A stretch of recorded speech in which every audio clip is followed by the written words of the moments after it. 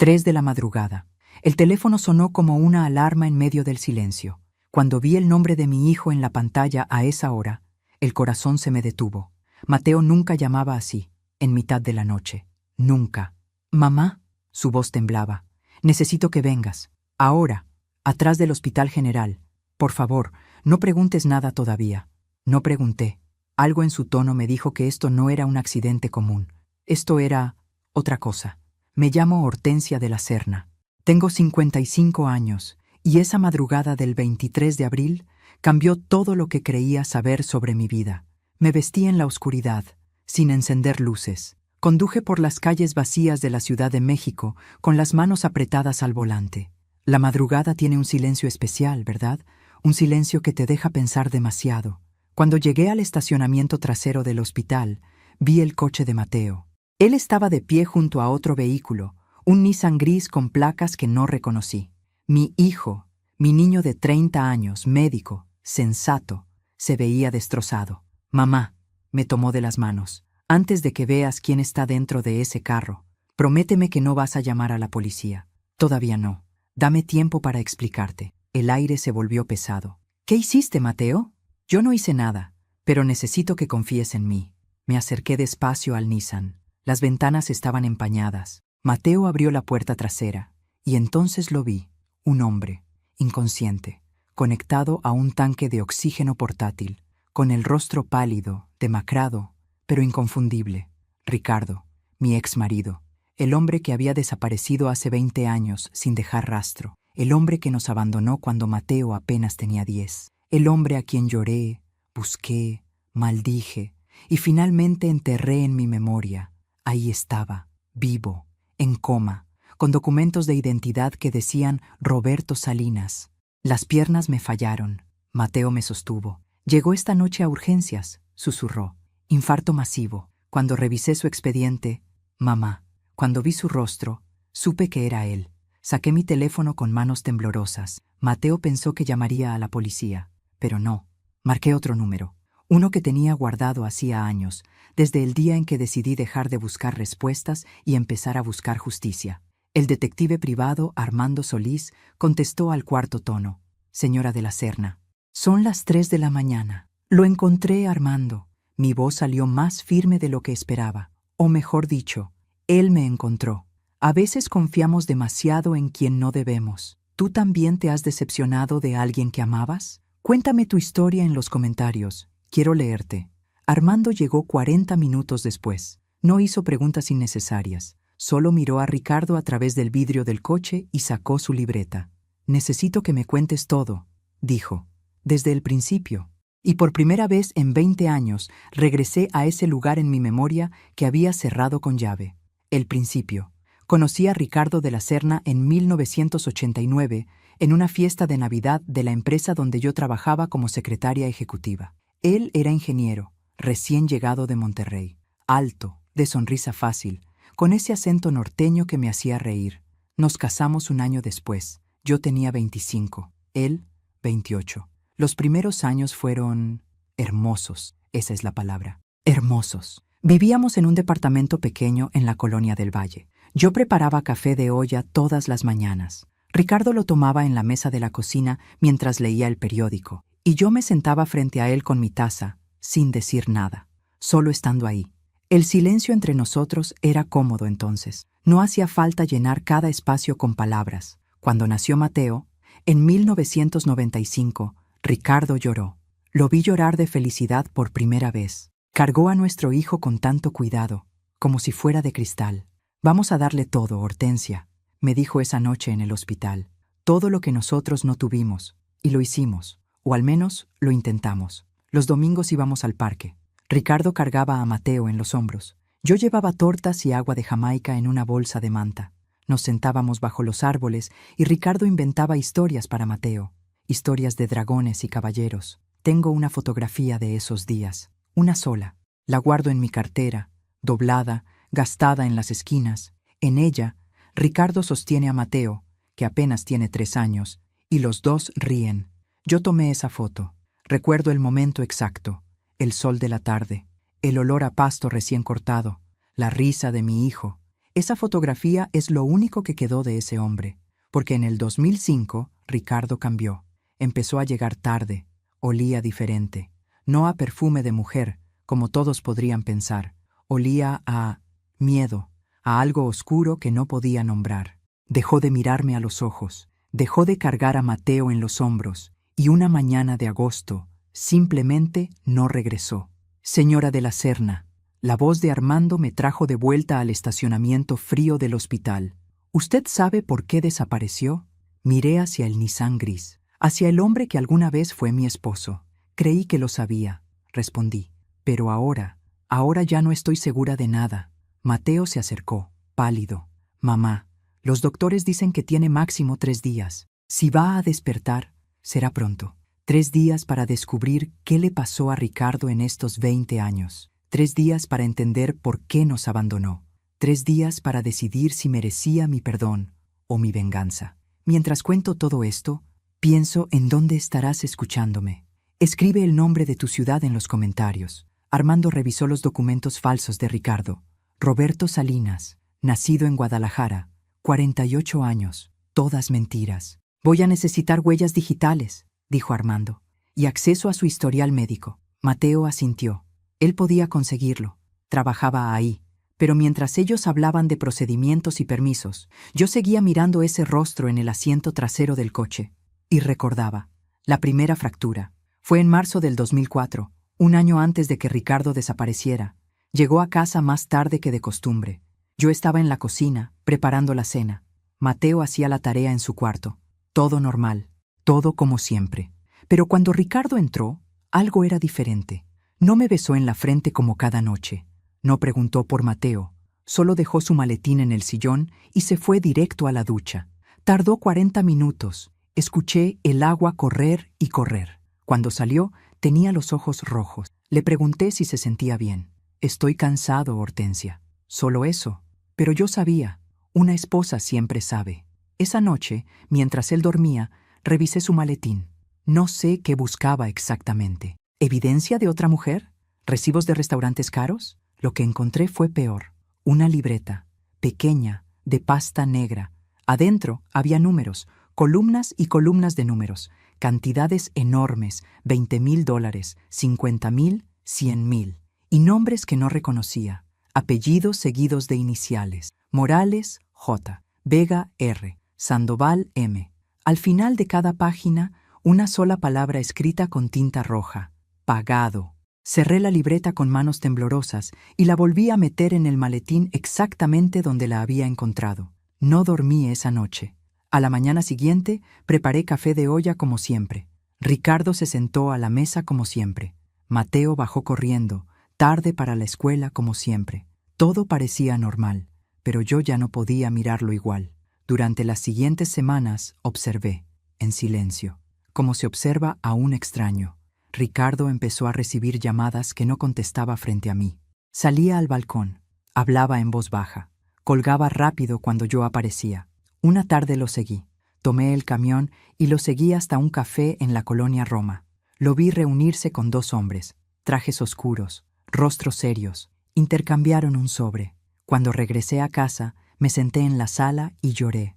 No de tristeza, de miedo, porque en ese momento entendí algo. Mi esposo no tenía una amante. Mi esposo tenía secretos. Y los secretos, a veces, son más peligrosos que cualquier traición. ¿Mamá? La voz de Mateo me sacó del recuerdo. ¿Estás bien? Miré a mi hijo, 30 años, médico, un hombre bueno que nunca entendió por qué su padre se fue. Mateo, le dije, hay cosas de tu padre que nunca te conté. Él me miró con esos ojos llenos de preguntas que había cargado toda su vida.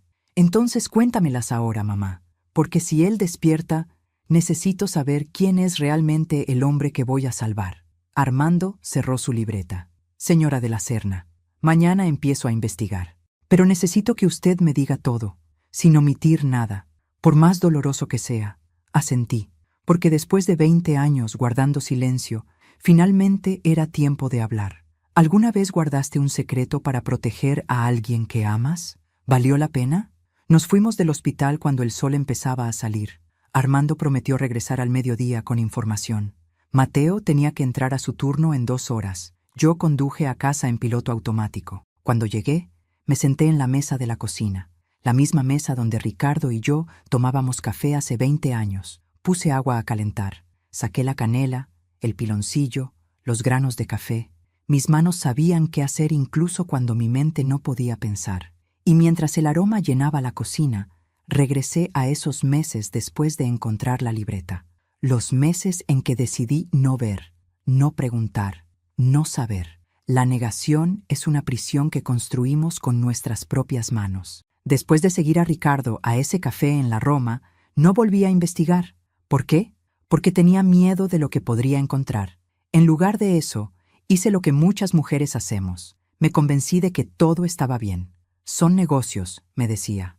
Él es ingeniero. Tal vez son inversiones. Las llamadas son del trabajo. Nada más. Si fuera algo malo, yo lo sabría. Las esposas saben estas cosas. Mentiras. Todas mentiras que me contaba para poder dormir. Empecé a cocinar más. Como si las tortillas hechas a mano y el mole de mi abuela pudieran arreglar lo que estaba roto. Limpiaba la casa hasta que brillaba. Planchaba las camisas de Ricardo con más cuidado que nunca. Me convertí en la esposa perfecta, silenciosa, complaciente. Nunca le pregunté por qué llegaba tarde. Nunca le reclamé las llamadas. Nunca volví a revisar su maletín. Me anulé. Una noche, Ricardo llegó especialmente tenso. Vi cómo sus manos temblaban cuando se servía whisky. Era la tercera vez en una semana que lo veía beber solo en la sala. Me acerqué. Me senté junto a él. ¿Quieres hablar? Él me miró. Y por un momento, solo un momento, vi algo en sus ojos. Miedo, quizá arrepentimiento. Hortensia, empezó. Esperé. El corazón me latía fuerte. Pensé, ahora me va a decir la verdad. Pero entonces sonó su teléfono. Miró la pantalla. Se puso pálido. Tengo que contestar, dijo, y salió al balcón. Yo me quedé ahí, en el sillón, sola. Y no le reclamé nada cuando volvió. Esa fue mi decisión. Silencio por paz, ignorancia por estabilidad. Mientras cuento todo esto, pienso en dónde estarás escuchándome. Escribe el nombre de tu ciudad en los comentarios. Mateo, en ese entonces, tenía 9 años. Un niño dulce, inteligente, que amaba a su padre con esa adoración pura que tienen los hijos. Todos los viernes, Ricardo lo llevaba por un helado. Era su ritual. Solo ellos dos. Recuerdo una tarde en que llegaron tarde. Mateo traía el uniforme manchado de chocolate. Ricardo traía los ojos cansados, pero sonreía. Papá me compró 2 helados, dijo Mateo emocionado. ¿2? Le pregunté, limpiándole la barbilla. Sí, porque dice que hay que aprovechar los momentos dulces de la vida. Ricardo me miró por encima de la cabeza de Mateo, y en ese momento vi algo que me heló la sangre. Vi despedida en sus ojos, pero no dije nada.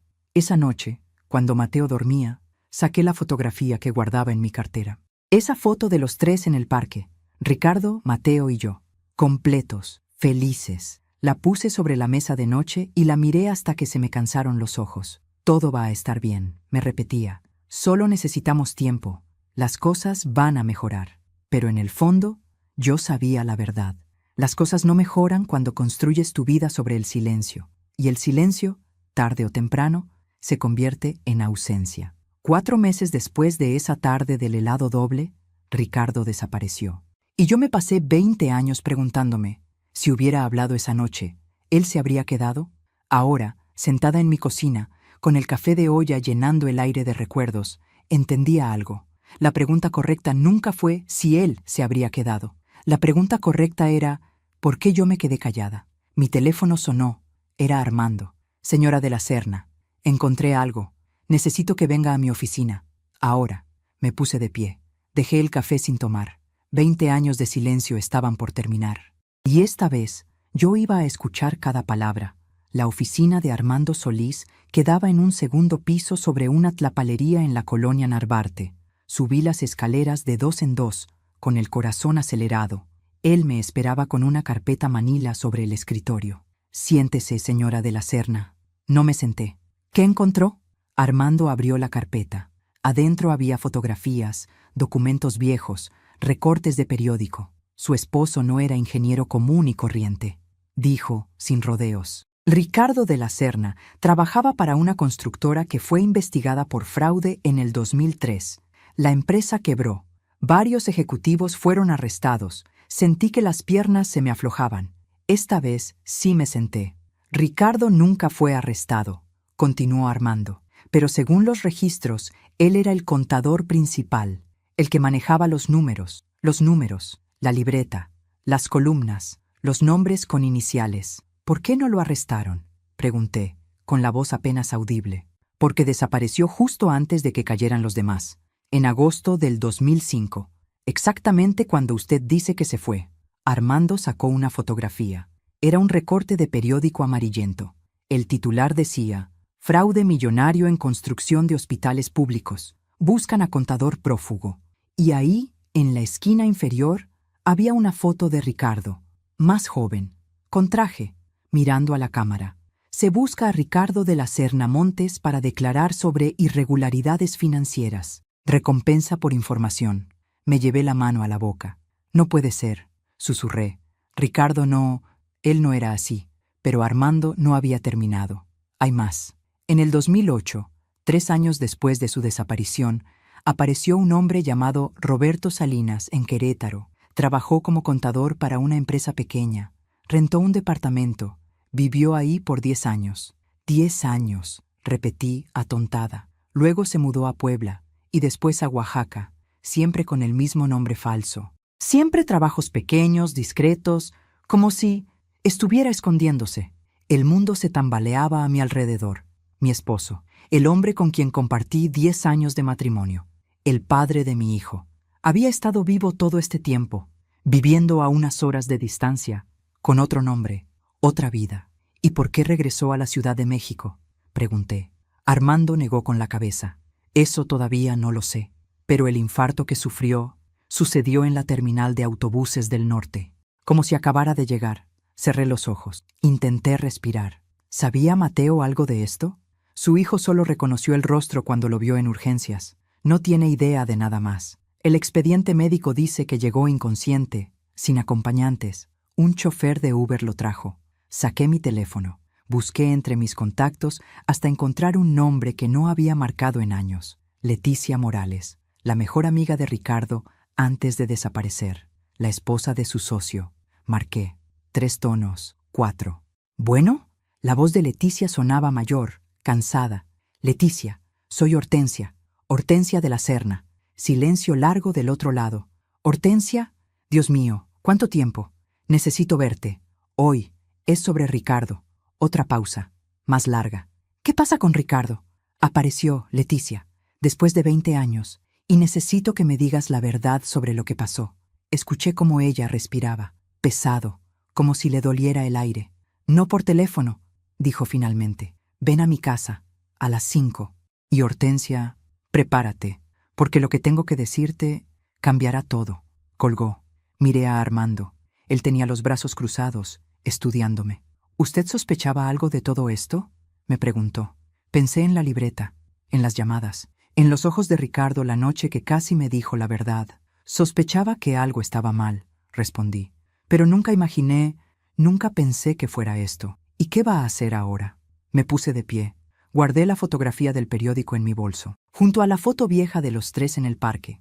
El hombre que amé, el hombre que huía. Voy a escuchar lo que Leticia tiene que decirme, dije. Y después voy a ese hospital. Y voy a esperar a que Ricardo despierte, porque después de 20 años huyendo, ahora me va a mirar a los ojos y me va a decir por qué. Armando asintió. Una cosa más, señora de la Serna. Según los doctores, si Ricardo despierta del coma, probablemente no recordará nada. El infarto fue severo. Hay daño cerebral. Salí de esa oficina con las piernas temblando y el alma dividida en 2. Una parte de mí quería respuestas. La otra parte tenía miedo de encontrarlas. Aún me pregunto si hice lo correcto al callar durante tanto tiempo. ¿Y tú? ¿Qué habrías hecho en mi lugar? Las horas hasta las 5 de la tarde se arrastraron como años. Volví a casa. Intenté comer. No pude. Intenté descansar. Imposible. Me senté en la sala. La misma sala donde Ricardo bebía whisky solo.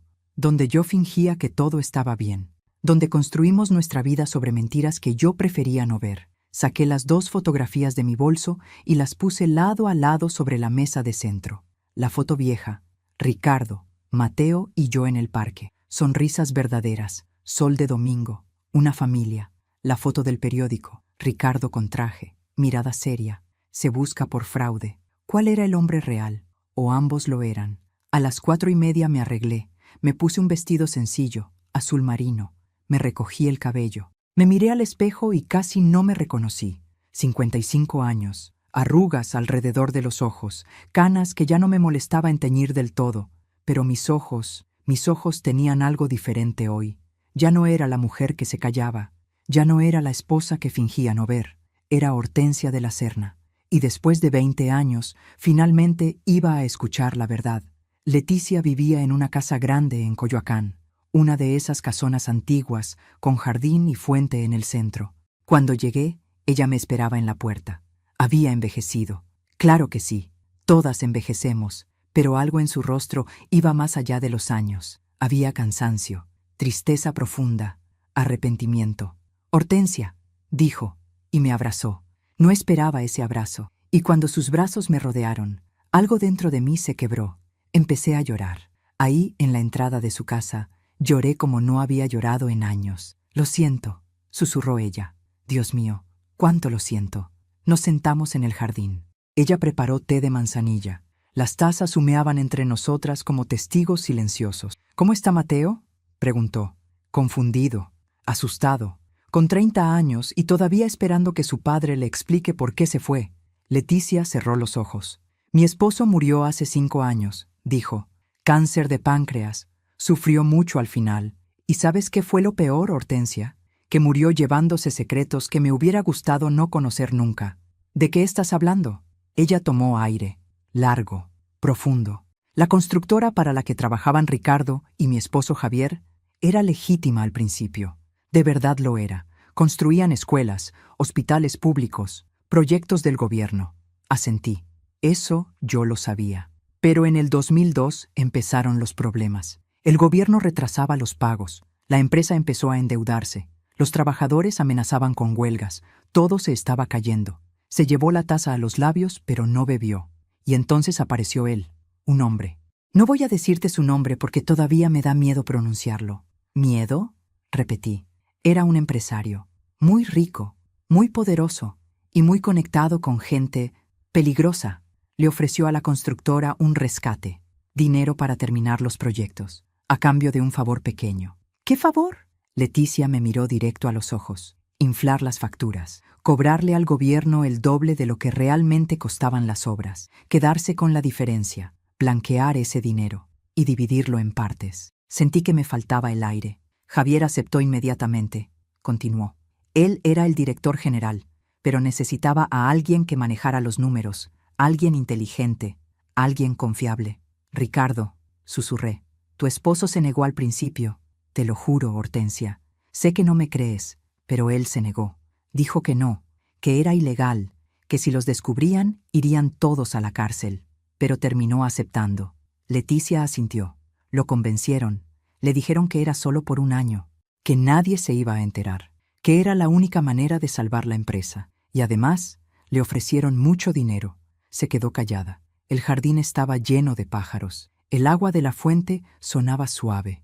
Todo tan tranquilo, tan normal, mientras yo escuchaba cómo mi esposo había vendido su alma. «Al principio funcionó», dijo Leticia. «Nadie sospechaba nada. Los proyectos se terminaban. Los trabajadores cobraban, el gobierno pagaba las facturas infladas sin revisar, y el dinero llegaba. ¿Cuánto? Millones de dólares, Hortensia. Durante 2 años. Me levanté. No podía estar sentada. Caminé hacia la fuente. Metí las manos en el agua fría. Ricardo cambiaba el dinero. Continuó Leticia detrás de mí. Lo dividía, lo escondía. Llevaba las cuentas en una libreta negra. La libreta. «Yo la vi», dije, «una vez». Revisé su maletín y la vi. «¿Nunca le preguntaste?». Me volteé hacia ella. Le iba a preguntar. 1000 veces estuve a punto. Pero tenía miedo, Leticia. Tenía miedo de que me dijera la verdad y entonces ya no podría fingir, ya no podría seguir viviendo en mi casita perfecta con mi familia perfecta. «Lo sé», dijo ella suavemente. «Yo hice lo mismo con Javier». Regresé a sentarme. Las piernas me temblaban. «¿Y qué pasó? ¿Por qué todo se vino abajo?». «Porque siempre pasa, Hortensia. Siempre. En el 2003, un auditor del gobierno empezó a hacer preguntas, encontró irregularidades, empezó una investigación. ¿Y Ricardo? Entró en pánico. Todos entraron en pánico. Ese hombre poderoso, el que les había dado el dinero, les mandó un mensaje muy claro. O desaparecían las pruebas, o desaparecían ellos. Sentí un escalofrío. Ricardo me llamó una noche, dijo Leticia, con la voz quebrada. Era marzo del 2004. Estaba llorando.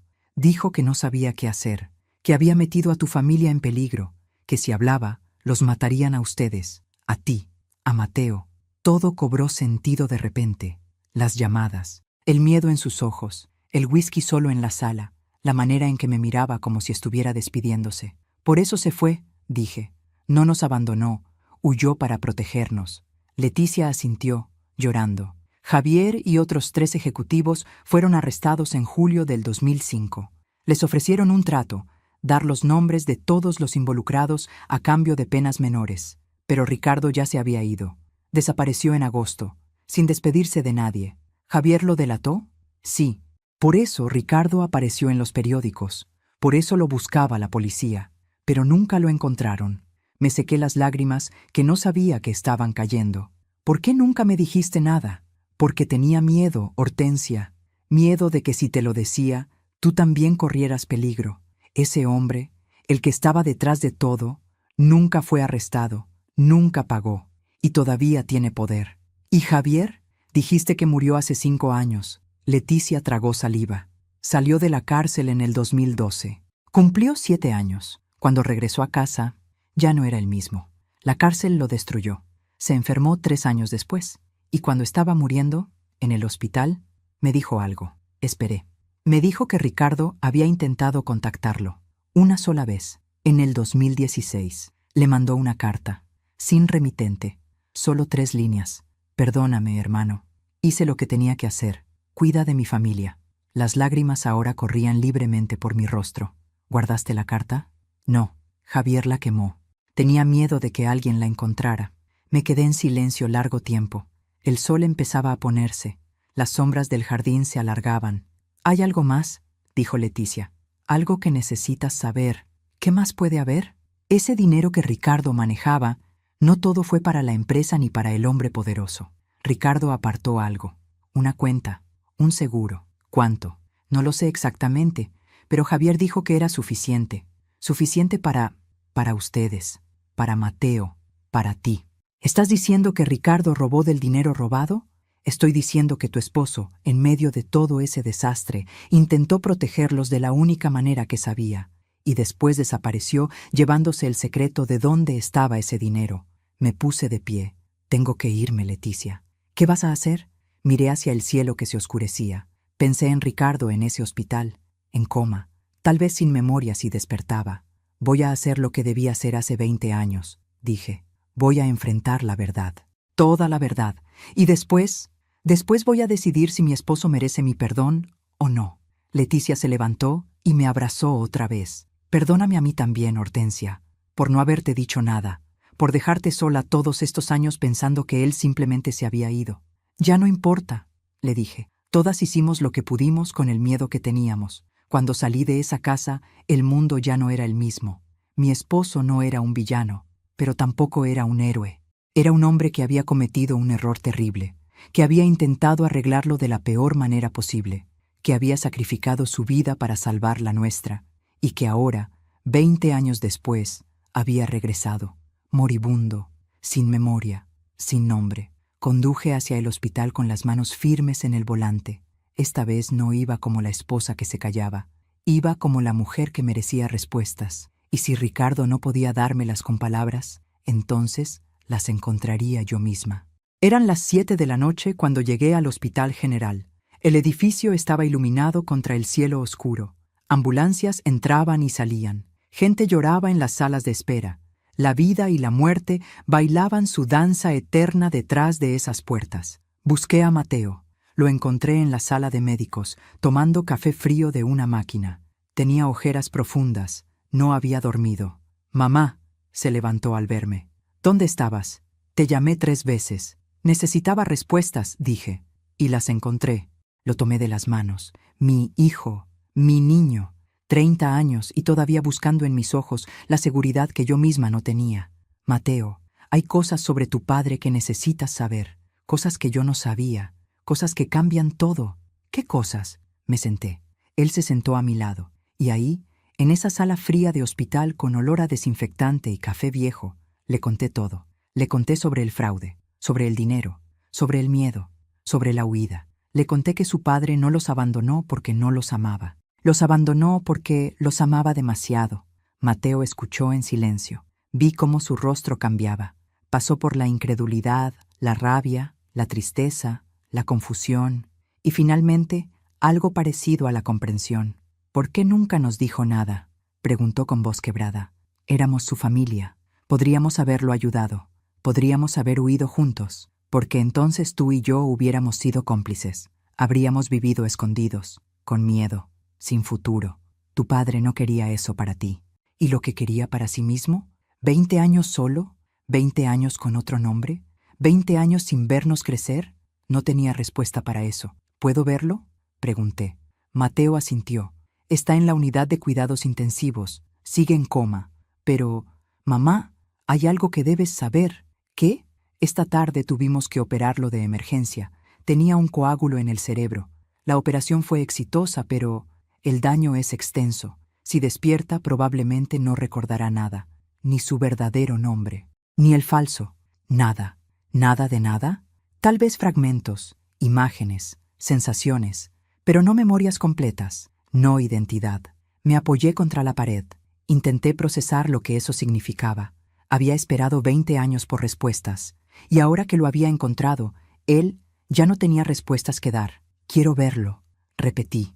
La unidad de cuidados intensivos era un mundo de máquinas que respiraban por personas que no podían hacerlo solas. Mateo me llevó hasta la cama número 7, y ahí estaba. Ricardo de la Serna, Roberto Salinas, el hombre de 2 nombres y ninguno. Estaba conectado a cables y tubos. Un respirador subía y bajaba su pecho. El monitor junto a él marcaba su corazón en líneas verdes que bailaban en la pantalla. Se veía más viejo de lo que recordaba. Claro que sí. Habían pasado 20 años. Su cabello era completamente gris. Tenía arrugas profundas alrededor de los ojos y la boca. Las manos sobre las sábanas eran manos de trabajador, callosas, cansadas. Pero seguía siendo él. Seguía siendo el hombre que me había besado por primera vez bajo la lluvia. El hombre que había llorado cuando nació Mateo. El hombre que preparaba café de olla los domingos. Y también el hombre que había robado, que había huido, que había vivido 20 años con una mentira. ¿Puedo quedarme sola con él?, le pregunté a Mateo. Mi hijo dudó. Solo 10 minutos. Son las reglas. 10 minutos, acepté. Mateo salió. Cerró la cortina que rodeaba la cama. Y quedamos solos. Ricardo y yo. Por primera vez en 20 años. Me senté en la silla junto a él. Tomé su mano. Estaba tibia, viva. Hola, Ricardo, dije en voz baja. Soy yo, Hortensia. No respondió. Solo el sonido del respirador llenaba el espacio entre nosotros. Sé que probablemente no puedes oírme. O tal vez sí puedes, pero no puedes responder. Está bien. Yo voy a hablar por los dos. Apreté su mano. Me costó 20 años encontrarte. Bueno, no. Tú me encontraste a mí. Regresaste. No sé por qué. No sé si venías a vernos, o si solo estabas de paso. Nunca lo sabré, ¿verdad? Las lágrimas empezaron a caer. Hoy me enteré de todo, Ricardo. Todo. El fraude, el dinero, los hombres peligrosos, el miedo que tuviste, la manera en que nos protegiste huyendo. Respiré hondo. Y quiero que sepas que te entiendo. Entiendo por qué lo hiciste. Entiendo que creíste que era la única manera, que nos amabas tanto que estuviste dispuesto a vivir sin nosotros con tal de que estuviéramos seguros. Me limpié los ojos con el dorso de la mano. Pero también necesito que sepas algo más, algo que he cargado 20 años y que nunca te dije. Me incliné hacia él. Acerqué mi boca a su oído. Yo sabía que algo estaba mal, Ricardo. No sabía qué, pero lo sabía. Vi tu miedo. Vi cómo bebías solo. Vi la libreta. Vi cómo te despedías de nosotros aunque no dijeras las palabras. Mi voz se quebró. Y me callé. Me callé porque tenía miedo. Porque no quería que mi mundo se derrumbara. Porque era más fácil fingir que todo estaba bien. Yo sé. Así que si tú eres culpable de haberte ido, yo soy culpable de haberte dejado ir, de no haber luchado, de no haberte dado la oportunidad de confiar en mí. Acaricié su rostro con dedos temblorosos. Toqué las arrugas que yo no había visto formarse, el cabello gris que yo no había visto aparecer. Perdimos 20 años, Ricardo, 20 años que pudimos haber pasado juntos, como fuera, donde fuera, aunque fuera huyendo, pero juntos. El monitor pitó, su corazón latía constante. Y ahora que te encontré, ya no estás, no del todo. Tu cuerpo está aquí, pero tú, el Ricardo que conocí, el Ricardo que me amó, ese Ricardo ya se fue. Saqué de mi bolso la fotografía vieja, esa foto de los tres en el parque. La puse sobre su pecho. ¿Ves esto? Esta era nuestra familia. Éramos felices, éramos reales. Y tal vez no fue perfecto, pero era nuestro. Besé su frente. Adiós, Ricardo. No sé si algún día despertarás. No sé si recordarás quién eres, pero si lo haces, si en algún momento de tu nueva vida sin memoria te preguntas si alguien te amó, quiero que sepas que sí, que yo te amé, que Mateo te amó, y que donde sea que estés ahora, en esa oscuridad, no estás solo. Me quedé ahí, con mi cabeza apoyada en su mano, llorando en silencio. Y entonces pasó algo. Su mano se movió, apenas, tan suave que pensé que lo había imaginado, pero lo sentí. Sus dedos apretaron los míos, solo un segundo, como un susurro, como una despedida. «Ricardo», susurré, «¿estás ahí?» El monitor empezó a sonar diferente. Los pitidos se aceleraron. Levanté la cabeza, lo miré, y vi que sus ojos se movían bajo los párpados cerrados. «Mateo», grité, «Mateo, ven». Mi hijo entró corriendo junto con 2 enfermeras. «Se está despertando», dijo una de ellas, revisando el monitor. «Papá». Mateo se acercó al otro lado de la cama. «Papá, ¿me oyes?» Lentamente, como si cada movimiento le costara años de vida, Ricardo abrió los ojos. Primero miró al techo, desorientado, perdido. Después movió la cabeza, me miró a mí, y por un momento perfecto y terrible, lo vi. Vi reconocimiento en sus ojos. «Jor, ten, Sia», dijo, con una voz que era apenas un susurro ronco. «Sí», lloré. «Soy yo. Estoy aquí». Él trató de hablar. La boca se le movía, pero las palabras no salían. «No hables», le dije.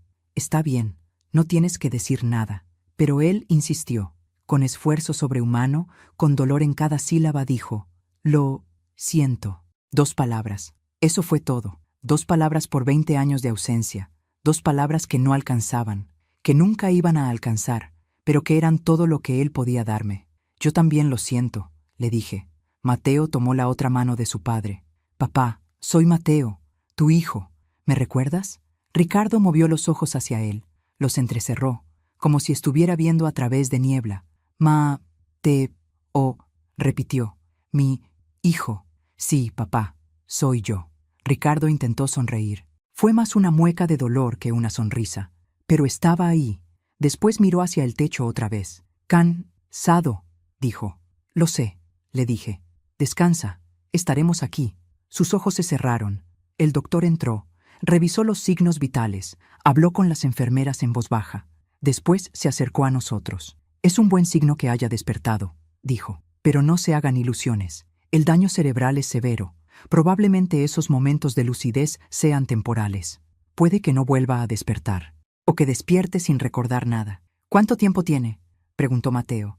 El doctor suspiró. «Horas, tal vez días. Lo siento. Horas, tal vez días, para decir todo lo que nunca dijimos, para perdonar lo imperdonable, para cerrar 20 años de heridas. Voy a quedarme», dije, «toda la noche si es necesario». «Yo también», dijo Mateo. El doctor asintió y se fue. Mateo y yo nos sentamos cada uno a un lado de la cama, como guardianes, como testigos. Las horas pasaron. La noche se hizo más profunda. Ricardo no volvió a despertar, pero en algún momento de la madrugada, mientras yo sostenía su mano, sentí que su respiración cambiaba. Se volvía más superficial, más espaciada. «Mateo», llamé suavemente. Mi hijo levantó la cabeza. Había estado dormitando. Miró el monitor. Vio lo que yo ya sabía. «Se está yendo», susurró. Nos pusimos de pie. Cada uno tomamos una de sus manos. «Está bien, papá», dijo Mateo con lágrimas corriendo por su rostro. «Puedes irte. Ya no tienes que cargar con nada más». «Fuiste un buen hombre, Ricardo», le dije yo. «Cometiste errores, grandes errores, pero también nos amaste. Y eso cuenta.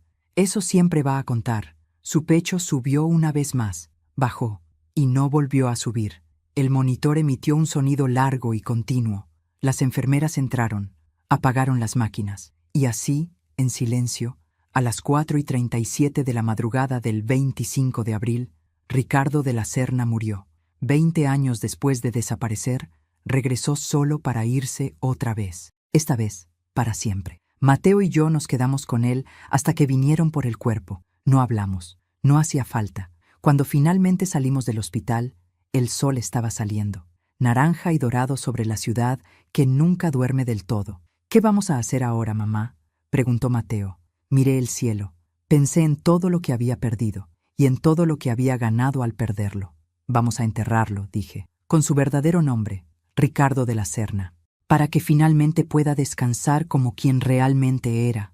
Y después vamos a seguir viviendo, Mateo, porque eso es lo que los muertos quieren de nosotros, que vivamos, que seamos felices, que no cometamos sus mismos errores. Mi hijo me abrazó, fuerte, como cuando era niño y tenía pesadillas. Te quiero, mamá. Yo también te quiero, mi amor. Nos quedamos ahí, abrazados, mientras la ciudad despertaba a nuestro alrededor. Y entendí algo. La pérdida no siempre es perder a alguien. A veces la pérdida es perder la ilusión de quien esa persona era, perder la esperanza de que las cosas pudieron ser diferentes, perder la rabia que te mantenía viva. Perdí a Ricardo 3 veces. La primera cuando desapareció, la segunda cuando descubrí la verdad, la tercera cuando murió en mis brazos. Pero también gané algo. Gané claridad, gané verdad, gané el derecho de cerrar ese capítulo con dignidad, no con rabia, no con amargura, sino con la paz de saber que hice todo lo que pude, que le dije a Dios, que lo perdoné y que, finalmente, me perdoné a mí misma. Aún me pregunto si hice lo correcto. ¿Y tú? ¿Qué habrías hecho en mi lugar? Los trámites para enterrar a un muerto son extrañamente banales. Papeles, firmas, certificados, como si la muerte fuera solo un procedimiento administrativo más. El problema era que Ricardo había muerto como Roberto Salinas, con documentos falsos, sin familia registrada, sin historia oficial. Mateo y yo pasamos 3 días navegando por la burocracia, demostrando que Roberto Salinas era en realidad Ricardo de la Serna, que yo era su esposa, que Mateo era su hijo. Armando Solís nos ayudó, presentó pruebas, huellas digitales, registros antiguos, testimonios. Finalmente, el jueves por la tarde, nos autorizaron a reclamar el cuerpo. ¿Dónde quiere enterrarlo?, me preguntó el encargado de la funeraria. Era un hombre mayor, de traje oscuro y voz suave. Había visto tantas muertes que ya no le afectaban, o tal vez solo había aprendido a no mostrarlo. En el Panteón Francés, dije, al lado de su madre. Ricardo había amado a su madre. Había llorado cuando ella murió, 10 años antes de que él desapareciera. Le había prometido que la visitaría cada domingo. Era la única promesa que yo podía cumplir por él ahora. El funeral fue pequeño, íntimo. Solo Mateo, yo, Leticia, Armando y 3 compañeros de trabajo de Mateo que vinieron por respeto a mi hijo. No pusimos esquelas en el periódico. No hicimos anuncios. Después de 20 años de ausencia, Ricardo ya no tenía gente que llorara su muerte, excepto nosotros. El ataúd era de madera simple, sin lujos. Adentro habíamos puesto la fotografía, esa foto de los 3 en el parque, para que fuera con él, para que recordara, donde sea que estuviera ahora, que alguna vez fue amado. El sacerdote dijo palabras bonitas sobre el perdón y la misericordia, palabras que probablemente decía en cada funeral, pero esta vez, por primera vez en años, las escuché de verdad.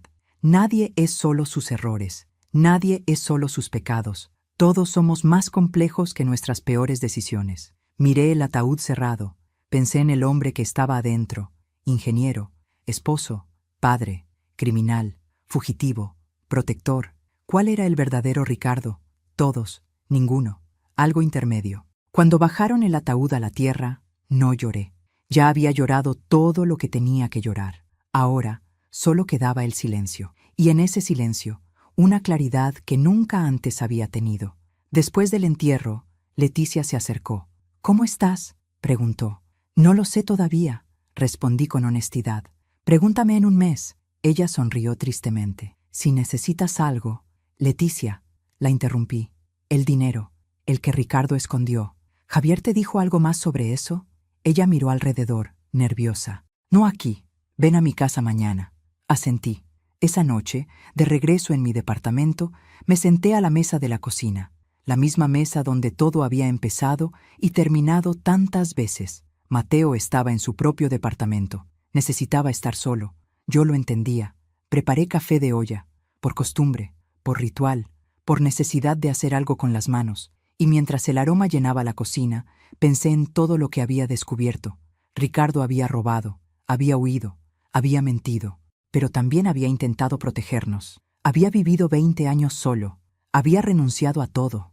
¿Eso lo hacía bueno? No. ¿Eso lo hacía malo? Tampoco. Lo hacía humano.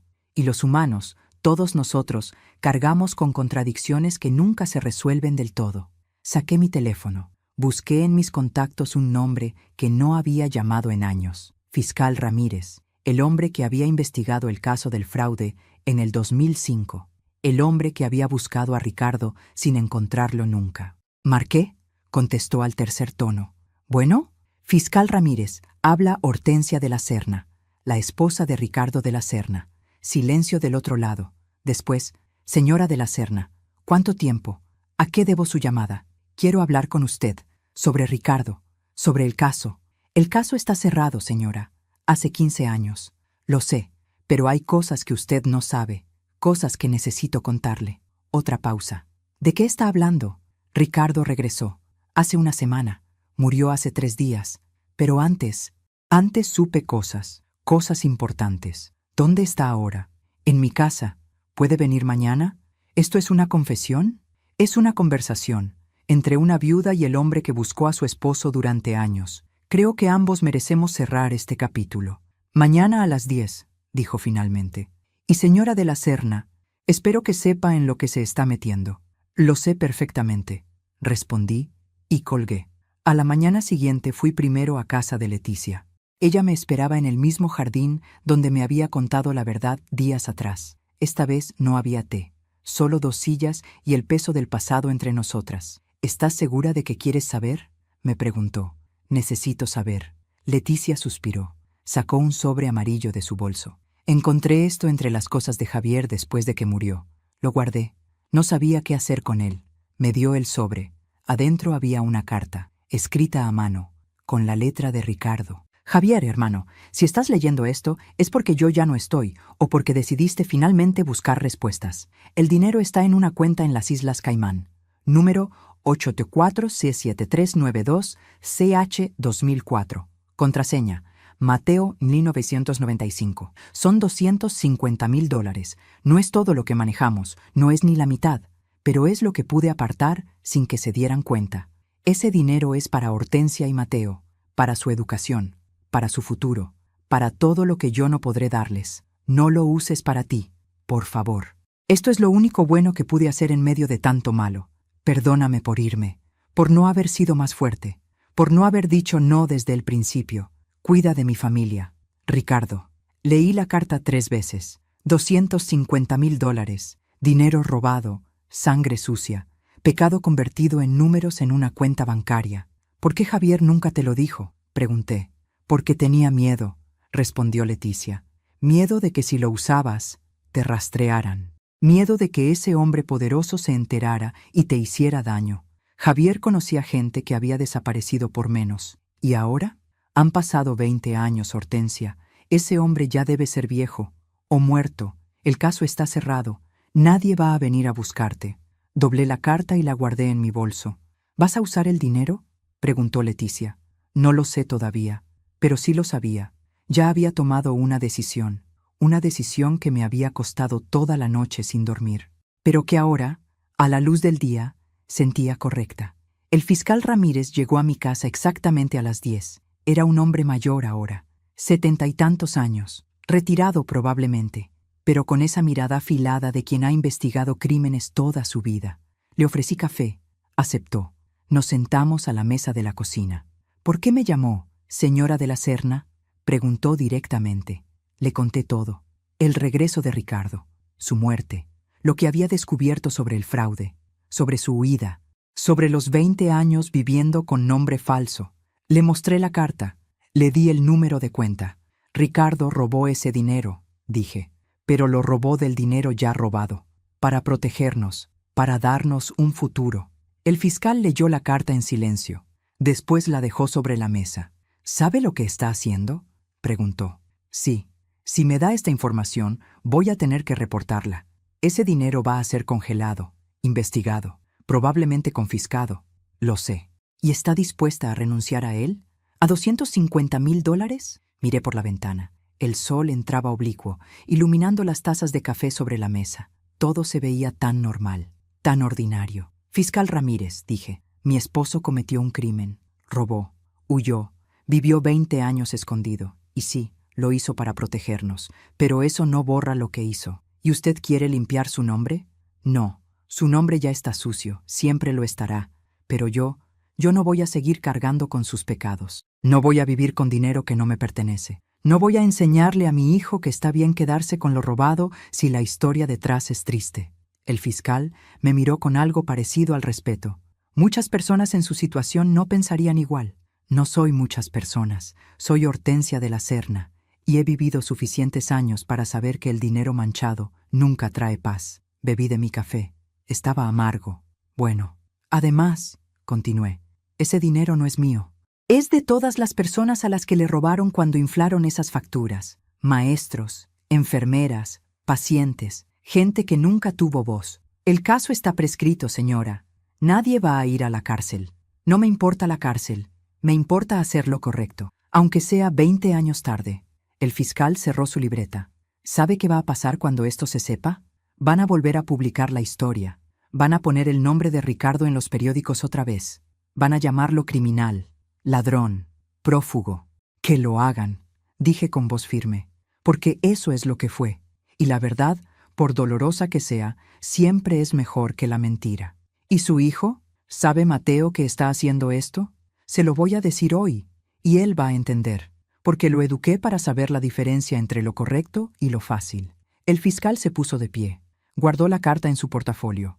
Es usted una mujer admirable, señora de la Serna. No soy admirable. Solo estoy cansada de cargar con secretos. Nos dimos la mano en la puerta. Una cosa más, dije antes de que se fuera. En el caso original, ¿quién era el hombre detrás de todo? El que nunca fue arrestado. El fiscal se tensó. No puedo darle ese nombre. No se lo pido, solo dígame. ¿Sigue vivo? Él dudó. Después asintió. Sí. Y sigue siendo poderoso. Por eso el caso se cerró sin tocarlo. ¿Y nunca pagó por lo que hizo? El fiscal sonrió amargamente. En mi experiencia, señora de la Serna, la gente como él siempre paga. Tal vez no con cárcel. Pero la vida tiene sus maneras. El karma es paciente. Pero llega. Se fue. Yo me quedé en la puerta, viendo cómo su coche desaparecía en la calle. Y por primera vez en días sentí algo parecido a la paz. Había hecho lo correcto. No lo fácil, no lo conveniente, lo correcto. Esa tarde llamé a Mateo. Necesito hablar contigo, hijo. Vino en una hora. Se veía preocupado. ¿Qué pasa, mamá? Le conté todo. La carta, el dinero, mi decisión. Esperaba que se enojara, que me dijera que estaba loca, que ese dinero era nuestro derecho después de todo lo que habíamos sufrido. Pero Mateo solo me miró largo rato y después me abrazó. Estoy orgulloso de ti, mamá. Me eché a llorar en sus brazos. ¿No estás enojado? Eran $250,000. Era dinero sucio, dijo. Y tú acabas de limpiar un poco el nombre de nuestro apellido. Nos quedamos así, abrazados, mientras el sol se ponía afuera. ¿Sabes qué es lo más triste de todo esto?, dijo Mateo después de un rato. ¿Qué? Que papá intentó hacer algo bueno, pero lo hizo de la manera equivocada, y al final nadie ganó nada. Él ganó algo, dije. Ganó la paz de saber que nos protegió, aunque fuera a su manera. ¿Y nosotros? ¿Qué ganamos? Lo miré. Mi hijo, 30 años, médico, hombre de bien. Ganamos la oportunidad de elegir diferente, de romper el ciclo, de demostrar que no todos los de la Serna cargan con las mismas sombras. Mateo asintió. ¿Y ahora qué, mamá?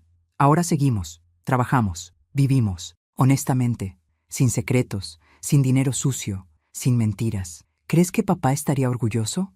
Pensé en Ricardo, en sus últimas palabras. Lo siento. Creo que papá estaría aliviado de saber que finalmente podemos descansar, todos. Esa noche, sola en mi departamento, saqué todas las fotografías que tenía de Ricardo. No eran muchas, tal vez 20, de los 10 años que estuvimos juntos. Las puse sobre la mesa, una a una, como un altar, como una despedida. Ricardo joven, sonriendo. Ricardo con Mateo bebé. Ricardo y yo en nuestra boda. Ricardo en Navidad. Ricardo preparando carne asada. Ricardo leyendo el periódico. Todos esos Ricardo. Todos esos momentos. Y entendí algo fundamental. Puedes amar a alguien y aún así reconocer que hizo cosas terribles. Puedes perdonar sin olvidar. Puedes honrar lo bueno sin justificar lo malo. Y puedes finalmente dejarlo ir. Guardé las fotografías en una caja. Cerré la tapa. Las pondría en el closet. No las tiraría, pero tampoco las tendría a la vista, porque ya no necesitaba mirar atrás. Ya no necesitaba buscar respuestas en rostros congelados en el tiempo. Ya tenía todas las respuestas que iba a tener, y eran suficientes. Me preparé un último café de olla. Lo tomé en silencio, mirando por la ventana. La ciudad brillaba afuera. Millones de vidas, millones de historias, algunas felices, algunas tristes, la mayoría algo intermedio. Y yo era solo una más, una mujer que había amado, que había perdido, que había encontrado y que había elegido al final la verdad, aunque doliera, aunque costara, porque esa era la única manera de vivir con dignidad. Y la dignidad, aprendí, no se compra con dinero robado, se construye con decisiones correctas, una tras otra, aunque nadie esté mirando, aunque nadie aplauda, aunque el mundo nunca sepa tu nombre. Mientras cuento todo esto, pienso en dónde estarás escuchándome. Escribe el nombre de tu ciudad en los comentarios. 6 meses después del funeral de Ricardo, la historia apareció en los periódicos. Recuperan fondos de fraude de hace 20 años, gracias a viuda que entregó información. No mencionaban mi nombre. Por respeto a mi privacidad, el fiscal Ramírez había mantenido mi identidad en reserva. Pero yo sabía, y Mateo sabía, y eso era suficiente. El artículo explicaba que los $250,000 habían sido rastreados, recuperados y devueltos al gobierno. Serían destinados a un fondo de reparación para hospitales públicos. Leí el artículo en mi teléfono mientras tomaba café en la cocina. Era sábado por la mañana. Afuera llovía suavemente. Sonreí. Ricardo, donde sea que estuvieras, espero que esto te dé paz. La vida había seguido, como siempre sigue. Yo había vuelto a mi trabajo en la biblioteca municipal, 40 horas a la semana organizando libros, ayudando a estudiantes, recomendando lecturas. Era un trabajo sencillo, honesto, mío. Mateo seguía en el hospital. Había sido ascendido. Ahora supervisaba a residentes jóvenes. Les enseñaba no solo medicina, sino ética, humanidad. Las cosas que su padre no supo enseñarle, pero que él aprendió de todas formas. Los fines de semana visitábamos la tumba de Ricardo. Llevábamos flores. A veces hablábamos con él. A veces solo nos sentábamos en silencio. El perdón, descubrí, no es un momento, es un proceso. Un camino largo que recorres paso a paso hasta que un día te das cuenta de que el peso que cargabas ya no está. Pero este capítulo no es sobre mí, es sobre justicia y sobre cómo el universo, tarde o temprano, cobra sus cuentas. Fue un martes por la tarde cuando Armando Solís me llamó. Señora de la Serna, ¿está ocupada? Estoy catalogando libros. Nada urgente. ¿Qué pasa? Necesito que venga a mi oficina. Hay algo que debe ver. 1 hora después estaba sentada frente a su escritorio. Él tenía una expresión extraña, mitad satisfacción, mitad asombro. ¿Recuerda al hombre poderoso?, preguntó. El que estaba detrás del fraude, el que nunca fue arrestado. Sí, dije sintiendo un escalofrío. ¿Qué pasa con él? Armando abrió su computadora. Me mostró un artículo de periódico. El titular decía: Empresario Augusto Villegas internado en hospital psiquiátrico tras intento de suicidio. Leí el artículo completo, despacio, palabra por palabra. Augusto Villegas, 74 años, uno de los empresarios más ricos de México, dueño de constructoras, inmobiliarias, cadenas hoteleras, un imperio construido sobre décadas de negocios turbios. Había intentado quitarse la vida 2 semanas atrás en su mansión de Las Lomas. Su chofer lo había encontrado a tiempo. Ahora estaba internado bajo vigilancia. Pero lo que más me impactó fue el final del artículo. Fuentes cercanas reportan que Villegas había estado viviendo solo desde hace 5 años, después de que su esposa lo abandonara y sus 3 hijos dejaran de hablarle. Vecinos del exclusivo fraccionamiento describen al empresario como un hombre solitario, paranoico, que pasaba días sin salir de su casa. Ya nadie lo visitaba, dijo un empleado de seguridad. Tenía todo el dinero del mundo, pero estaba completamente solo. Levanté la vista hacia Armando. «Este es el hombre», dije. No era una pregunta. Sí, Augusto Villegas. Yo lo investigué durante años cuando trabajaba en la fiscalía. Siempre supimos que estaba detrás de todo, del fraude, de las amenazas, de las desapariciones de gente que hablaba de más, pero nunca pudimos tocarlo. Tenía demasiado poder, demasiadas conexiones. ¿Y ahora? Armando cerró la laptop. Ahora es un viejo enfermo, y solo que intentó matarse porque ya no podía vivir con sus propios demonios. Me recosté en la silla. Intenté procesar lo que sentía. ¿Satisfacción? No exactamente. ¿Tristeza? Un poco. ¿Justicia? Sí, pero no la justicia que esperaba. «Hay más», dijo Armando. Investigué un poco, y la historia de Augusto Villegas es instructiva. Sacó una carpeta. Adentro había recortes, fotografías, documentos. Augusto construyó su fortuna en los años 70 y 80, explicó. Empezó honestamente, un contratista pequeño, trabajador, pero en los 90 empezó a tomar atajos, sobornos, contratos inflados, lavado de dinero, como lo que hizo con Ricardo. Exactamente, pero a mayor escala. Durante 30 años, Villegas operó en las sombras, se enriqueció mientras otros caían. Nunca fue arrestado, nunca pagó. Hasta ahora, repitió Armando. Pero no pagó con cárcel, pagó con algo peor. Me mostró más documentos. Su esposa, Elena Villegas, lo había dejado en el 2020, después de 45 años de matrimonio. ¿La razón? Había descubierto que Augusto tenía otra familia, 2 hijos más con una amante que había mantenido durante 20 años. El escándalo había sido privado, pero devastador. Elena se llevó la mitad de la fortuna en el divorcio. Se mudó a España. Nunca volvió a hablarle. Los 3 hijos legítimos, 2 hombres y una mujer, cortaron todo contacto. Uno de ellos había dado una entrevista diciendo: «Mi padre nunca estuvo presente, solo nos compró con dinero, pero el dinero no llena el vacío que deja un padre ausente». La hija menor había publicado un libro, un memoir donde describía crecer en una casa llena de lujos pero vacía de amor, donde su padre era un fantasma que aparecía solo para criticar y controlar. «Teníamos todo», había escrito, «excepto un padre de verdad. Los hijos de la amante tampoco lo querían. Ellos crecieron con el estigma de ser los bastardos del empresario. Resentían a Augusto por mantenerlos escondidos, por avergonzarse de ellos. Entonces, dije, tiene 5 hijos, y ninguno lo quiere». «Ninguno», confirmó Armando. «Y eso no es todo». Me mostró otro artículo, este más reciente.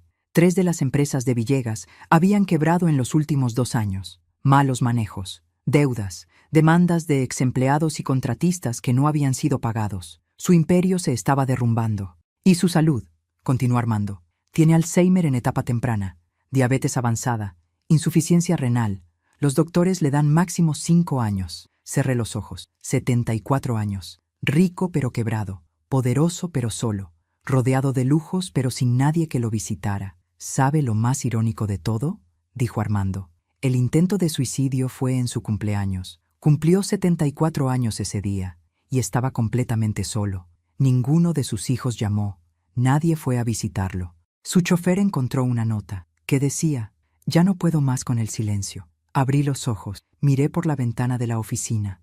El silencio. Esa palabra otra vez. El mismo silencio que yo había guardado durante años. El mismo silencio que Ricardo había cargado. El mismo silencio que ahora consumía a Augusto Villegas. «Armando», dije, «¿recuerda cuando me dijo que la gente como él siempre paga?» Sí, tenía razón, pero no pagó con lo que esperábamos. No con cárcel, no con escándalo público. «¿Entonces con qué?»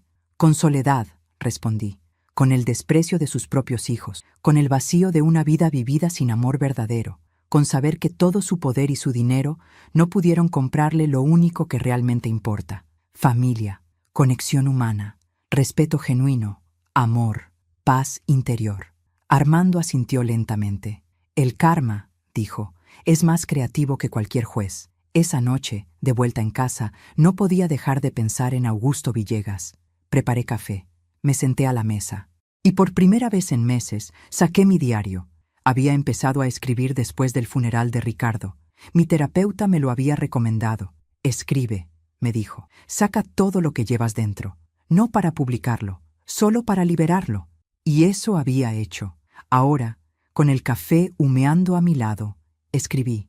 Hoy me enteré del destino de Augusto Villegas, el hombre que arruinó la vida de mi esposo, el hombre que causó que Ricardo huyera, el hombre detrás de todo el dolor. Y no sentí lo que esperaba sentir, no sentí satisfacción, no sentí venganza cumplida, sentí tristeza, porque al final Augusto y Ricardo no eran tan diferentes. Ambos eligieron el dinero sobre la honestidad, ambos mintieron, ambos huyeron en su propia manera. Ambos perdieron a sus familias. La diferencia es que Ricardo al final sintió remordimiento. Intentó protegernos. Se sacrificó. Augusto nunca sintió remordimiento, solo miedo a ser descubierto. Y ahora, en su vejez, ese miedo se convirtió en soledad absoluta. Alguna vez Ricardo me llamó loca cuando le hice una pregunta incómoda sobre dinero que faltaba en casa. Años después, vi ese mismo vacío en la mirada de Augusto Villegas mientras estaba solo en aquel hospital psiquiátrico, rodeado de enfermeras que le tenían lástima pero no afecto. La vida siempre cobra sus deudas. No necesité vengarme, no necesité hacer nada. El tiempo y las consecuencias naturales de sus propias decisiones lo destruyeron mejor de lo que yo jamás podría haberlo hecho. Y eso me enseñó algo fundamental. La justicia real no es inmediata. No es dramática, no es venganza. La justicia real es lenta, es silenciosa, es inevitable. Es despertar a los 74 años y darte cuenta de que nadie te quiere, que tus hijos te desprecian, que tu esposa te abandonó, que todo tu poder no sirve de nada cuando estás solo en una habitación oscura, sin nadie que te tome la mano. Esa es la justicia, y es más cruel que cualquier cárcel. Cerré el diario, bebí mi café. Y entendí algo que nunca antes había entendido. Al elegir la verdad sobre el dinero, al entregar esos $250,000, no solo había limpiado el nombre de Ricardo, me había salvado a mí misma de convertirme en otra Augusto Villegas, porque el dinero sucio corrompe. No solo tus cuentas bancarias, corrompe tu alma, tus relaciones, tu capacidad de mirarte al espejo. Y yo quería poder mirarme al espejo, quería que Mateo pudiera mirarme sin vergüenza. Quería vivir mis últimos años con dignidad, y eso valía más que todo el dinero del mundo. 2 semanas después, recibí una carta. Llegó en un sobre blanco, sin remitente, solo mi nombre y dirección escritos con letra temblorosa. La abrí con cuidado. Adentro había una sola hoja de papel y un mensaje de 3 líneas. Señora de la Serna, no nos conocemos, pero usted devolvió el dinero que mi madre necesitaba. Ella era enfermera en el hospital regional que su esposo ayudó a construir con facturas falsas. Trabajó 40 años ahí. Murió sin ver un aumento justo porque no había presupuesto. Gracias por elegir lo correcto. Aunque sea tarde. No había firma. Me quedé mirando esa carta durante largo rato y lloré. No de tristeza, de alivio. Porque esa carta me confirmó lo que ya sabía en mi corazón. Había hecho lo correcto. Un mes después, Mateo y yo fuimos a un evento en el hospital regional. Era la inauguración de una nueva ala pediátrica, financiada, en parte, por el fondo de reparación al que habían ido los $250,000 recuperados. No estábamos invitados oficialmente, pero queríamos ver a dónde había ido ese dinero. La nueva ala era hermosa, llena de luz, con murales coloridos en las paredes, habitaciones privadas para niños enfermos, equipo médico de última generación. Vimos a familias sonriendo, a niños jugando en la sala de espera, a doctores trabajando con herramientas que antes no tenían. Mamá, dijo Mateo, tomando mi mano. Esto es lo que papá debió haber hecho desde el principio. Sí, respondí, pero no lo hizo, así que lo hicimos nosotros por él. Nos quedamos ahí un rato, solo observando, sin que nadie supiera quiénes éramos ni por qué estábamos ahí. Y en ese momento sentí que Ricardo finalmente podía descansar. Su dinero robado, convertido en camas de hospital, su pecado, transformado en algo bueno, No borraba lo que había hecho, pero al menos, al final, sirvió para algo más que la codicia. Esa noche, antes de dormir, hice algo que no había hecho en años. Saqué la fotografía del parque, esa foto de los tres, Ricardo, Mateo y yo. La puse en mi buró, junto a la lámpara. Ya no me dolía mirarla. Ahora solo me recordaba que el amor y el error pueden coexistir en la misma persona, que puedes amar a alguien y aún así reconocer que estuvo equivocado, que puedes perdonar sin olvidar, y que puedes finalmente cerrar un capítulo con paz en el corazón. Me dormí esa noche pensando en Augusto Villegas, solo en su mansión, rodeado de lujos que ya no significaban nada, y en Ricardo, descansando bajo la tierra, junto a su madre, finalmente en paz, y en mí. Hortensia de la Serna, 56 años, bibliotecaria, madre, viuda, sobreviviente. El karma no es rápido, pero siempre llega, y cuando llega, no necesita jueces ni policías, solo necesita tiempo, y la certeza de que nuestras decisiones, buenas o malas, siempre nos alcanzan, siempre. Alguna vez me dijeron que el tiempo todo lo cura. No es cierto. El tiempo no cura. El tiempo revela. Revela quién fuiste realmente, qué elegiste realmente, y con qué te quedas al final. Y yo elegí la dignidad, elegí la verdad, elegí poder dormir en paz. ¿Y tú? ¿Qué estás eligiendo? Han pasado 2 años desde que enterramos a Ricardo, 2 años desde que entregué ese dinero, 2 años desde que elegí la verdad sobre la conveniencia.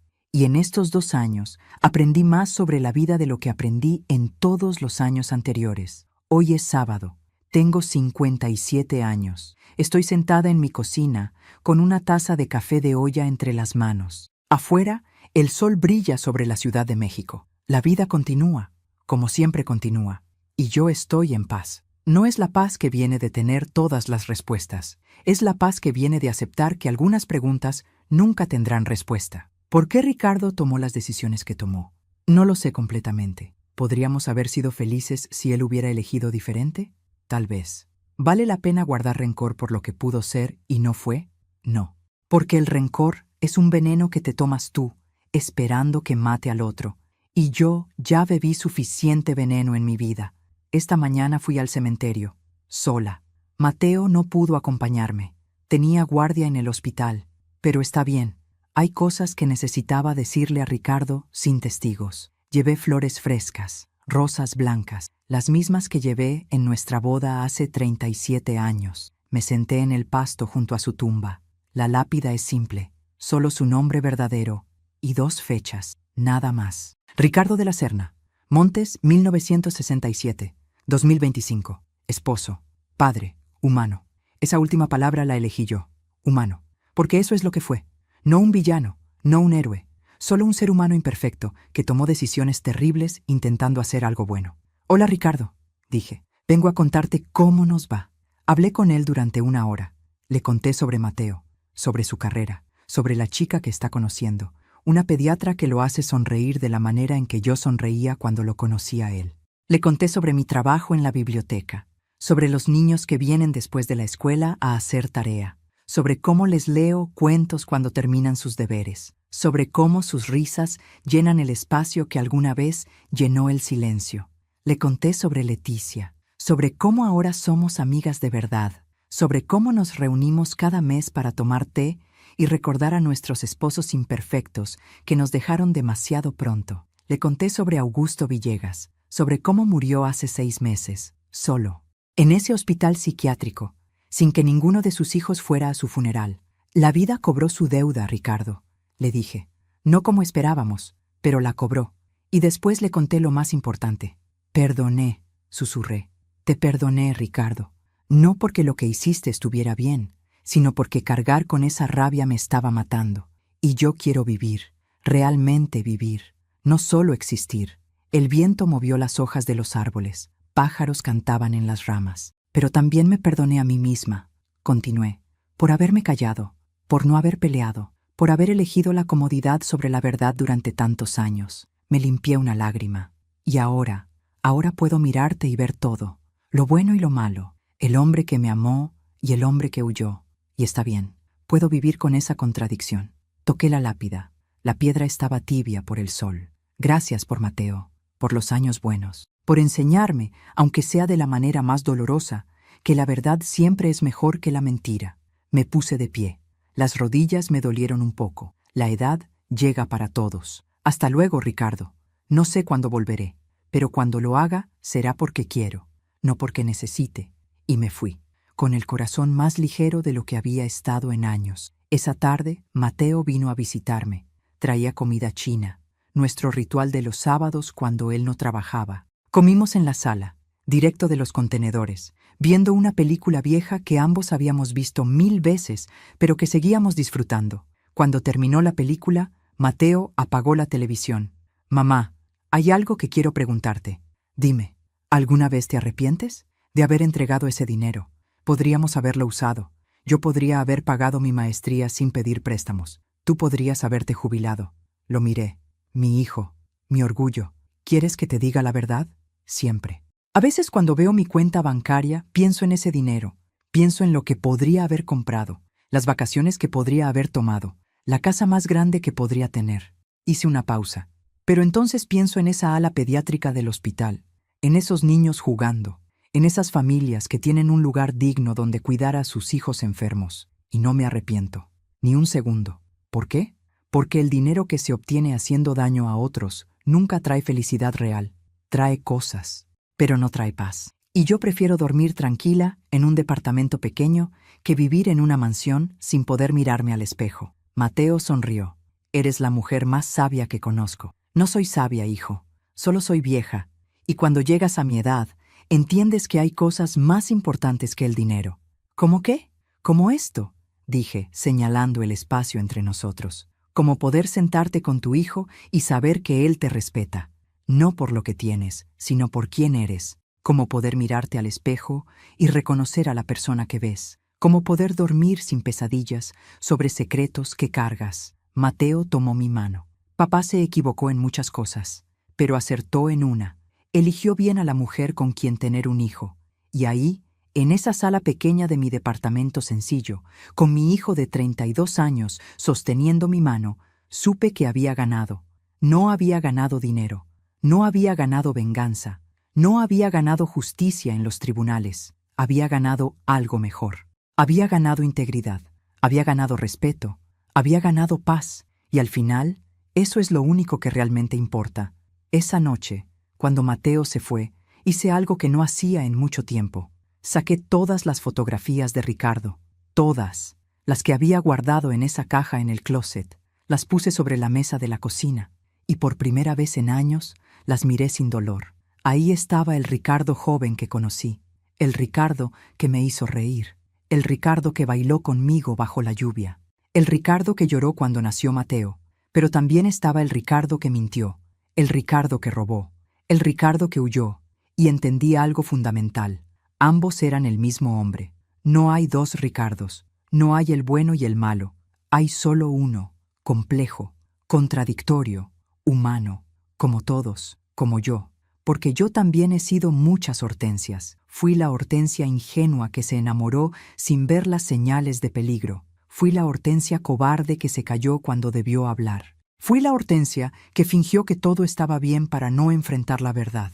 Pero también fui la Hortensia que buscó respuestas. La Hortensia que eligió la verdad sobre el dinero. La Hortensia que perdonó. La Hortensia que aprendió. Y ahora soy la Hortensia que puede contar esta historia, con honestidad, sin vergüenza, sin esconder los errores propios ni los ajenos. Guardé las fotografías otra vez. Pero esta vez no las escondí en el closet. Las puse en un álbum. Un álbum que algún día le daré a Mateo, para que se lo dé a sus hijos, para que sepan de dónde vienen, lo bueno y lo malo, porque solo conociendo toda la verdad podemos elegir ser mejores. Anteayer vino a la biblioteca una mujer joven. Tendría unos 30 años. Llevaba a una niña de la mano. La niña no tendría más de 5 años. La mujer se acercó al mostrador donde yo estaba organizando libros. «Disculpe», dijo, con voz temblorosa. «¿Usted es Hortensia de la Serna?» Me sorprendí. Muy pocas personas conocen mi apellido completo en la biblioteca. «Sí, soy yo. ¿La conozco?» Ella negó con la cabeza. «No, pero yo sé quién es usted. Mi tío trabajó en el hospital regional. Me contó sobre el dinero que usted devolvió. El dinero del fraude. Me tensé. No me gusta hablar de eso. Lo hice porque era lo correcto, no para recibir reconocimiento. No es necesario que...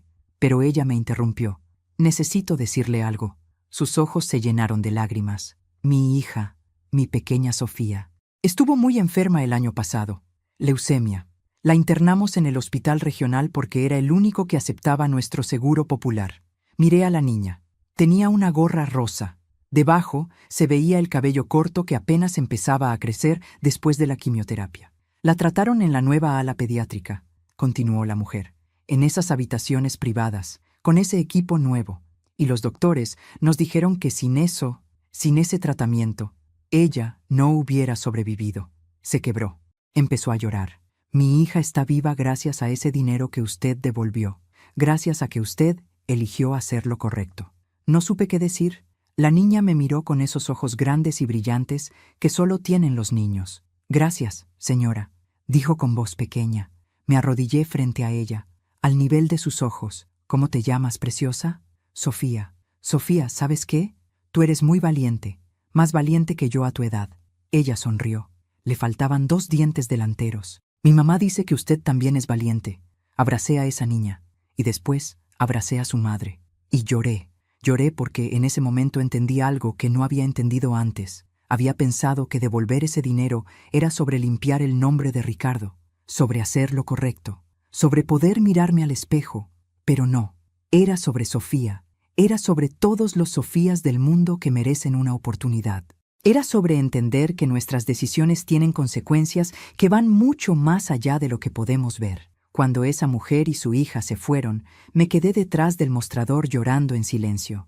Mi compañera de trabajo, Rosa, se acercó. ¿Estás bien, Hortensia?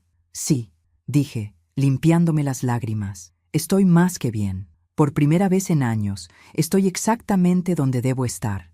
Anoche no pude dormir, no por ansiedad, no por tristeza, sino porque mi mente no se callaba. Pensaba en todo el camino recorrido, en los errores, en las lecciones, en lo perdido y lo ganado.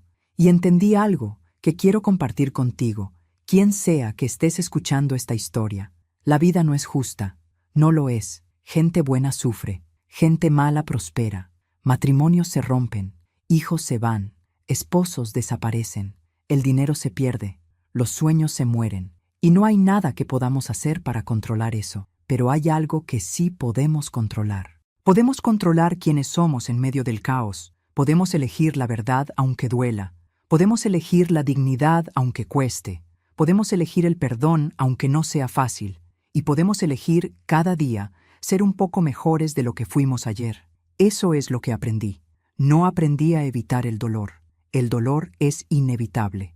Aprendí a no añadirle sufrimiento innecesario al dolor.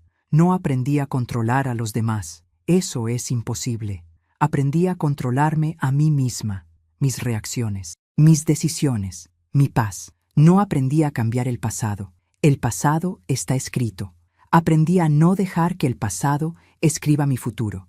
Y no aprendí a tener todas las respuestas. Aprendí que está bien no tenerlas. Esta mañana, mientras preparaba mi café de olla, pensé en todas las mujeres que están pasando por algo similar. Mujeres con esposos que mienten, mujeres con secretos que cargan, mujeres que fingen que todo está bien cuando todo se está cayendo. Mujeres que están decidiendo, en este mismo momento, entre la verdad y la comodidad. Y quiero decirles algo. Sé que es difícil, sé que da miedo, sé que a veces parece más fácil cerrar los ojos y seguir adelante. Pero te prometo algo. La verdad, por dolorosa que sea, siempre es mejor que la mentira, porque puedes construir una vida sobre la verdad, pero una vida construida sobre mentiras siempre se derrumba. Tal vez no hoy, tal vez no mañana, pero siempre se derrumba. Y cuando eso pase, tendrás que empezar de cero de todas formas. Así que mejor empieza ahora, con la verdad, con dignidad, con la certeza de que mereces algo mejor que vivir en la incertidumbre. No vas a tener todas las respuestas, yo no las tuve, pero vas a tener algo mejor, vas a tener paz. Y la paz, créeme, vale más que cualquier certeza.